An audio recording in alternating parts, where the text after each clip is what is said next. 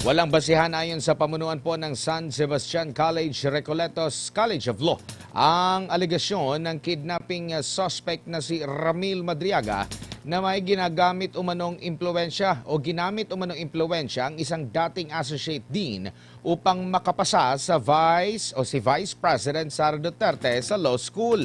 Narito po ang balita ni Jason Rubico. Pinasinungalingan ng pamunuan ng College of Law ng San Sebastian College Recoletos ang mga alegasyon ni Ramil Madriaga laban kay Vice President Sara Duterte. Ayon kay Attorney Teodoro Pastrana, Dean ng College of Law ng San Sebastian, hindi totoo na nahirapan si VP Sara na makapasa sa law school. Hindi rin aniya umasa si VP Sara sa tulong ng dating Associate Dean na si Attorney Ryan Kilala. Hindi nangyayari ang ganyan sa College of Law, no? Not in San Sebastian College of Law and not in any College of Law for that matter, no? Pagdating sa integridad ng mga academic requirements, no? At talagang palagay ko medyo malabo at hindi totoo itong kiniklaim nitong si Mr. Madriaga tungkol doon sa academic performance ni Vice President Sara Duterte. Dagdag pa ni Pastrana, walang saysay ang paghingi ng pabor upang maipasa ang isang estudyante. Aniya, haharap din ang mga ito sa bar examinations kung saan nasusukat ang tunay na kakayahan. So talagang pointless na ipapakiusap mo lamang na pwede bang ipasa mo na lamang ito. Wala talagang ganon kasi magkakaproblema ka rin naman sa bar examination. So alam ng lahat yan. Alam ng profesor, alam ng estudyante, kaya hindi ginagawa talaga. At kung sakali man may mga ganong insidente, kung sakali at sinasabi ko wala naman dito sa dito sa kasong ito, ay may mga kaparusahan. Binigyang diin din ni Pastrana na hindi pinapayagan ang reconsideration ng grado sa ganitong paraan. Aniya, ang sinumang propesor na lalabag ay maaaring matanggal sa trabaho. Wala rin aniya siyang nakikitang dahilan kung bakit gagamit ng impluensya si VP Sara noong siya ay estudyante pa lamang. Dagdag pa niya, hindi pa noon Pangulo ang kanyang ama na si dating Pangulong Rodrigo Duterte. Tandaan natin na hindi pa presidente si PRRD nung panahon na yon. Siya'y mayor ng Davao City. Kung titingnan mo, wala pang nakakakilala kay President Duterte at that time, outside of the sphere ng Davao City. So, at may mas mga malalaki pang estudyante, anak ng mas kilalang politiko na dumaan din naman sa aming College of Law at papapatunayan ko sa iyo na hindi binibigyan ng anumang special treatment ang mga estudyante na anak ng politiko, anak ng justice o kung sino mang importanteng tao. Pare-pareho ang pagtrato namin sa mga estudyante namin. Nanawagan si Pastrana sa publiko na maging mapanuri at huwag agad maniwala sa mga hindi beripikadong paratang. May mensahe rin siya sa House Committee on Justice. Nako, alam ko naman na politika yan, no? May mga estudyante din tayo dyan, no? Estudyante namin si estudyante namin, si Congressman Joel Chua. Naandiyan din ang dating dekano ng aming eskwelahan, no? Na si Dean Rufus Rodriguez.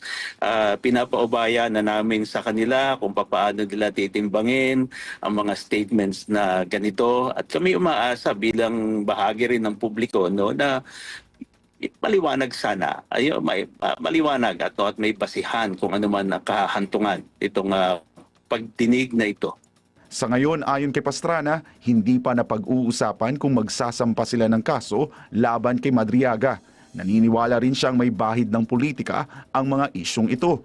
Nauna nang itinanggi ni VP Sara ang naturang alegasyon. Iginiit niya na nakapasa siya sa bar exam noong 2005 sa kanyang unang take na may general weighted average na 80, 5 puntos na mas mataas sa passing rate.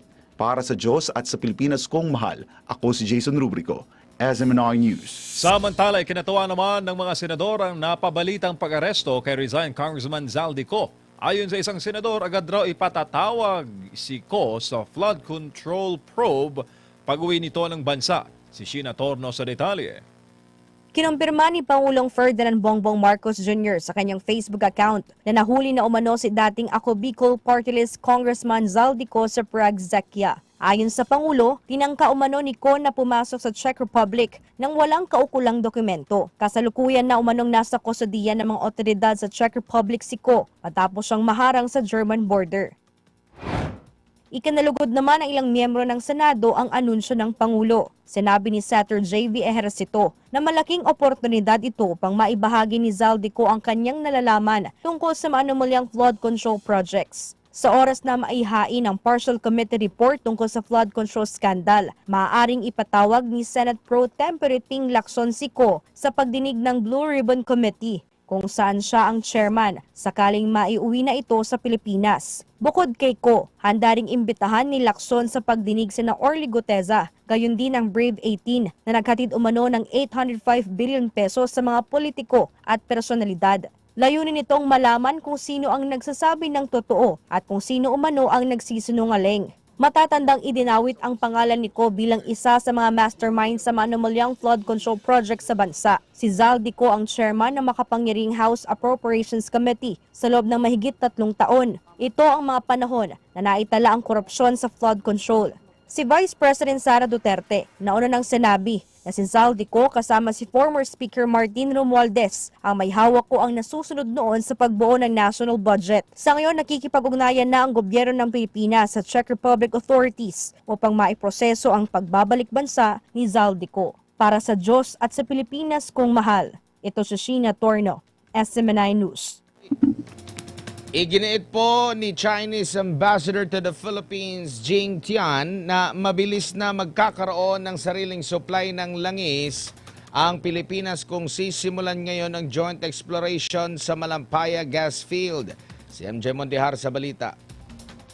Sinabi ni Pangulong Ferdinand Bongbong Marcos Jr. na bukas ang Pilipinas na magipag-negosasyon muli sa China sa larangan ng oil and gas. Ang Malampaya Gas Field ang tinutukoy ng Pangulo na sakop ng territorial disputes sa South China Sea. Sa eksklusibong panayam ng SMNI News, sinabi ni Chinese Ambassador to the Philippines Jing Tian na noong 2018 pa nilagdaan ang isang Memorandum of Understanding o MOU para sa joint energy deal ng dalawang bansa. Pero naantala ito dahil sa issue ng pinag-aagawang teritoryo. You know, if we start from 2018. Maybe now we already benefit from our cooperation. But some people always say, no, it's still not too late. Noong 2023, nagkasundo sina Pangulong Marcos at Chinese President Xi Jinping na pag-usapan muli ang joint oil and gas development. At ngayong 2026 na lamang ito natalakay muli dahil sa matinding pangangailangan ng bansa ng sariling oil supply. Buhat na magsimula ang Middle East conflict ay halos triple na ang itinaas sa presyo ng langis sa Pilipinas. Recently, President Marcos said, you know, we can discuss this issue again. And we said very clearly, the door is always open. Our door is always open.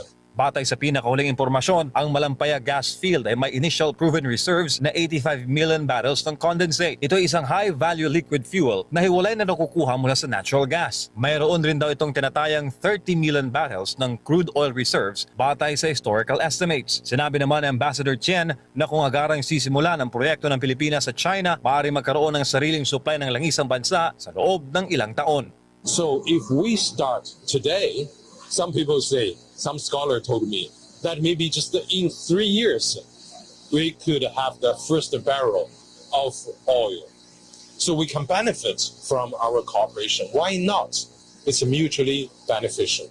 Para sa Diyos sa Pilipinas kung mahal, MJ Montihar, SMNI News.